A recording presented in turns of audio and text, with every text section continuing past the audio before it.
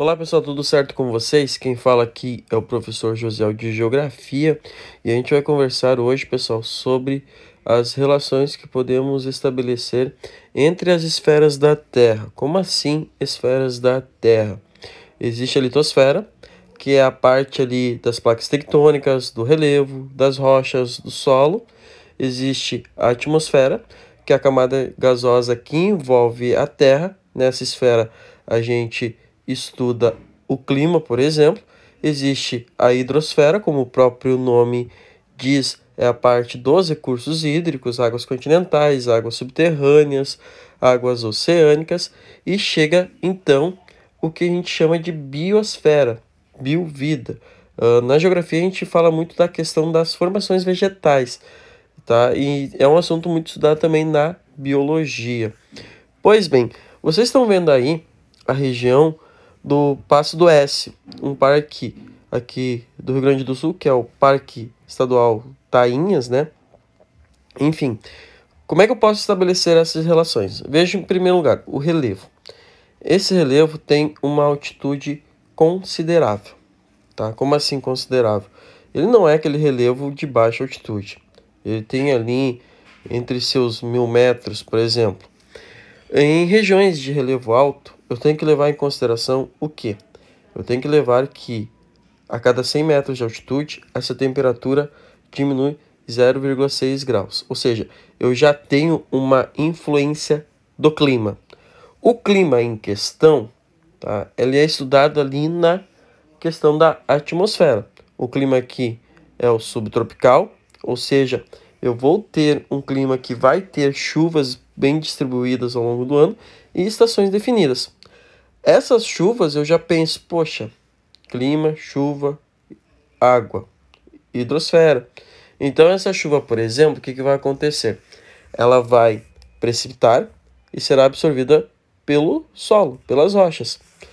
E essa água aí que foi absorvida, ela vai ajudar, tá, a formar os rios. Como assim? Sabe a litosfera? Eu tenho as rochas absorvem a água que vem lá da chuva, formando os reservatórios subterrâneos, que em algum momento eles vêm à superfície, formando os rios, por exemplo. Ok?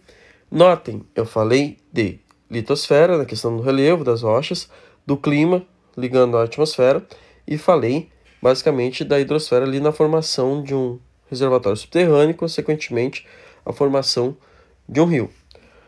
Pois bem, eu junto tanto o clima, as rochas, no caso aqui o relevo, principalmente a sua altitude e os rios, e eu vou criando ambientes.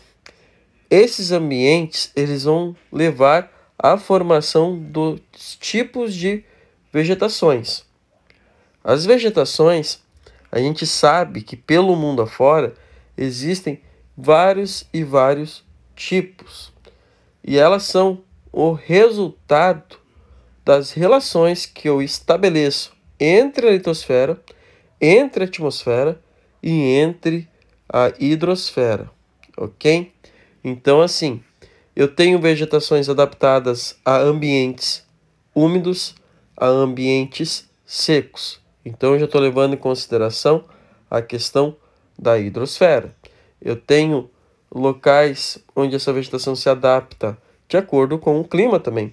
Regiões de clima bastante quente, regiões de clima bastante frio, regiões com climas que apresentam estações bem definidas. O inverno, por exemplo, que é frio, e um verão que é quente, que é o caso dessa região aqui que a gente está vendo o vídeo, que o vídeo foi gravado no caso, né? Então vocês já vejam ali como eu já relaciono a questão da biosfera com as outras esferas. Questão do relevo. É óbvio que ele vai interferir, já que ele interfere no clima. Então, em regiões mais altas, eu vou ter um tipo de vegetação e em regiões de altitude mais baixa, eu vou ter outro tipo, certo? Então, quando eu olho para a biosfera do planeta, eu vejo uma baita de uma heterogeneidade. Eu vejo aqui no vídeo, vocês podem perceber que tem áreas de mata mais fechada, tem áreas de campo, tem áreas com mata de araucária. Então eu já tenho vários tipos de vegetações numa região única, ok?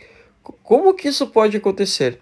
Bom, numa área eu posso ter mais umidade, na outra área eu posso ter menos umidade, eu posso ter a questão do relevo, né? Eu posso ter uma área onde tenho um índice de radiação mais presente, que pegue menos sombra, que pegue mais sombra. Eu tenho essa influência muito forte. Eu tenho áreas do rio que o rio não tem ali, por exemplo, proximidade. Então, se eu pensar, pô, o rio, se vocês perceberem perto do rio, a vegetação ela fica mais acentuada, se forma o que a gente chama de mata ciliar, que é uma mata que protege as margens do rio. Então, ali, essa mata ciliar se aproveita da umidade, ok? Certo, pessoal? Espero que vocês tenham gostado do vídeo. Um forte abraço, tamo junto e até a próxima.